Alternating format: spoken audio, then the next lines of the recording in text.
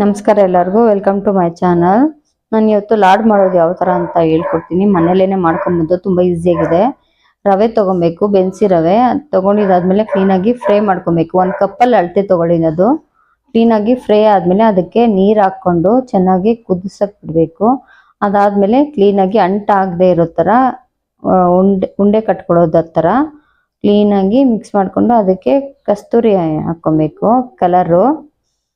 ಮತ್ತೆ ಕ್ಲೀನಾಗಿ ಮಿಕ್ಸ್ ಮಾಡ್ಕೊಬೇಕು. ಒಂಚೂರು ಉಂಡೆ ಕಟ್ಟದೆ ಇರೋ ಥರ ನೀಟಾಗಿ ಮಿಕ್ಸ್ ಮಾಡಿಕೊಂಡು ಉಪ್ಪಿಟ್ಟು ಥರ ಮಾಡ್ಕೊಬಾರ್ದು. ಸ್ವಲ್ಪ ಉದ್ರುದ್ರಾಗಿರ್ಬೇಕು ನೋಡಿ, ಈ ಥರ ಉದ್ರುದ್ರಾಗಿರ್ಬೇಕು. ಕೇಸರಿ ಹಾಕ್ಕೊಂಡಿದ್ದೀನಿ ನಾನು. ಕೇಸರಿ ಇಲ್ಲದೆ ಇರೋರು ಬೇಕಂದ್ರೆ ಕಲರ್ ಹಾಕ್ಕೊಬೋದು, ಕೇಸರಿ ಕಲರು. ಮತ್ತೆ ಯಾವ ಕಪ್ಪಲ್ಲಿ ತೊಗೊಂಡಿದ್ದೀನೋ ರವೆ ಅದೇ ಕಪ್ಪಲ್ಲಿ ಅಳತೆ ತೊಗೊಬೇಕು. 1 ಕಪ್ಪು ಸಕ್ಕರೆ, 1 ಕಪ್ಪು ರವೆ. ಕ್ಲೀನಾಗಿ ಅದನ್ನು ಕೂಡ ಫ್ರೈ ಮಾಡ್ಕೊಬೇಕು. ಮಿಕ್ಸ್ ನೋಡಿ, ಈ ಥರ ಗಟ್ಟಿಯಾಗಿ ಆಗಬೇಕು. ಮುಚ್ಚಿಟ್ಕೊಂಡ್ರೆ ಈ ಥರ ಸ್ವಲ್ಪ ಆಗುತ್ತೆ, ತುಂಬ ನುಣ್ಣಗೆ ಮಾಡಬಾರ್ದು. ಮತ್ತೆ ಕ್ಲೀನಾಗಿ ಮಿಕ್ಸ್ ಮಾಡಿಕೊಂಡು ಡ್ರೈ ಫ್ರೂಟ್ಸು, ನಿಮ್ಗೆ ಯಾವ ಡ್ರೈ ಫ್ರೂಟ್ಸ್ ಬೇಕೋ ಅದು ಮಿಕ್ಸ್ ಮಾಡ್ಕೊಳ್ಳಿ. ನಾನಿಲ್ಲಿ ಬರೀ ಗೋಡಂಬಿ ಹಾಕಿದ್ದೀನಿ. ಈ ಥರ ನೀಟಾಗಿ ಉಂಡೆ ಮಾಡ್ಕೊಬೇಕು. ಫಿನಿಶಿಂಗ್ ಕರೆಕ್ಟಾಗಿ ಬರುತ್ತೆ. ತುಪ್ಪದಲ್ಲಿ ಅದ್ಕೊಂಡು ನಾನು ಇದು ಮಾಡ್ತಾ ಇದ್ದೀನಿ, ಇಲ್ಲಾಂದ್ರೆ ಕೈಗೆ ಅಂಟಾಗುತ್ತೆ. ನೀಟಾಗಿ ಈ ಥರ ಮಾಡ್ಕೊಬೇಕು ನೋಡಿ. ಸೇಮ್ ಲಾಡು ಥರನೇ ಬಂದಿದೆ. ಕ್ಲೀನಾಗಿ ನೋಡೋದಕ್ಕೂ ಅದೇ ಥರ ಇದೆ. ಶೇಪು ಎಲ್ಲ ಸೇಮ್ ಟು ಸೇಮ್ ಅದೇ ಥರನೇ ಇದೆ. ಹಬ್ಬಕ್ಕೆ ಇಲ್ಲ ಮನೇಲಿ ಮಕ್ಕಳೇನಾದರೂ ಲಾಡು ಕೇಳಿದ್ರೆ ಸೇಮ್ ಈ ಥರ ಮಾಡಿಕೊಟ್ರೆ ನಿಜವಾಗ್ಲೂ ಸಖತ್ತಾಗಿ ಇಷ್ಟಪಟ್ಟು ತಿಂತಾರೆ. ಮನೆಯಲ್ಲೇ ಮಾಡೋದ್ರಿಂದ ಹೆಲ್ದಿಯಾಗೂ ಇರುತ್ತೆ. ನಾವೇ ಮಾಡ್ಬೋದು, ನೀಟಾಗಿ ಸಖತ್ತಾಗಿರುತ್ತೆ. ಟೇಸ್ಟ್ ಅಂತೂ ಸೂಪರ್ ಆಗಿದೆ ನೋಡಿ. ಸೇಮ್ ಲಾಡು ಥರನೇ ಇದೆ ಅಲ್ವಾ? ನೀವು ಟ್ರೈ ಮಾಡಿ. ನಾನು ತುಪ್ಪ ಎಲ್ಲ ಹಾಕಿದ್ದೀನಿ, ಹಾಗಾಗಿ ತುಂಬ ಚೆನ್ನಾಗಿ ಬಂದಿದೆ ಟೇಸ್ಟು. ಮತ್ತೆ ನೋಡಿ, ಸೇಮ್ ಅದೇ ಥರನೇ ಇದೆ.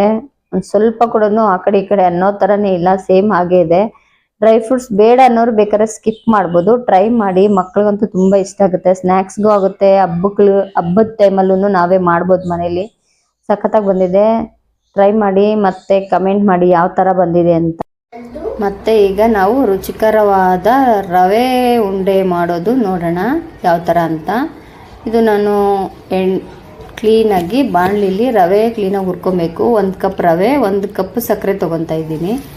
ನೀವು ಸ್ವೀಟು ಕಡಿಮೆ ಬೇಕಂದವ್ರು ಕಡಿಮೆ ತೊಗೊಳ್ಳಿ. ನಮ್ಮ ಮಕ್ಕಳು ಸ್ವೀಟ್ ಚೆನ್ನಾಗಿ ತಿಂತಾರೆ, ಹಾಗಾಗಿ. ಮತ್ತು ಇದನ್ನು ಸಕ್ಕರೆನ ಮಿಕ್ಸಿ ಜಾರ್ಗೆ ಹಾಕ್ಕೊಂಡು ಪೌಡರ್ ಮಾಡಿಕೊಂಡು ಮತ್ತೆ ಅದನ್ನು ಕೂಡ ಕ್ಲೀನಾಗಿ ಫ್ರೈ ಮಾಡ್ಕೊಬೇಕು. ಮತ್ತು ಫ್ರೈ ಮಾಡ್ಕೊಂಡಿದ್ದಾದಮೇಲೆ ಅದಕ್ಕೆ ಒಣಕೊಬ್ಬರಿ ನೀಟಾಗಿ ಹಾಕ್ಕೊಂಡು ಮಿಕ್ಸ್ ಮಾಡ್ಕೊಬೇಕು ನೀಟಾಗಿ. ಒಣಕೊಬ್ಬರಿನ ನಾನು ತುರಿದ್ಕೊಂಡಿದ್ದೀನಿ ಇಲ್ಲಿ. ಮತ್ತು ಏಲಕ್ಕಿ ಪುಡಿನೂ ಹಾಕ್ಕೊಬೇಕು.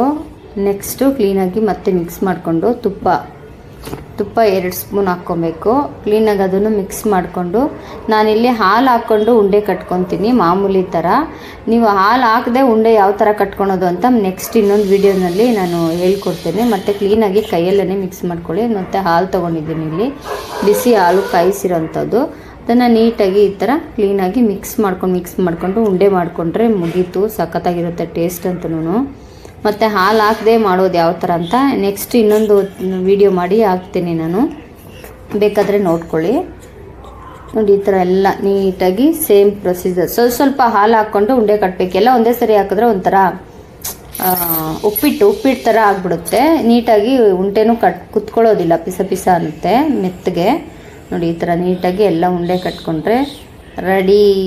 ತುಂಬ ಸಖತ್ತಾಗಿದೆ. ಮತ್ತು ಏಲಕ್ಕಿ ಹಾಕಿರೋದ್ರಿಂದ, ಒಣಕೊಬ್ಬರಿ ಹಾಕಿರೋದ್ರಿಂದ ತುಂಬ ಗಮ್ಮತ್ತ ಇದೆ. ಟ್ರೈ ಮಾಡಿ, ಕಮೆಂಟ್ ಮಾಡಿ. ಮತ್ತು ಈಗ ನಾವು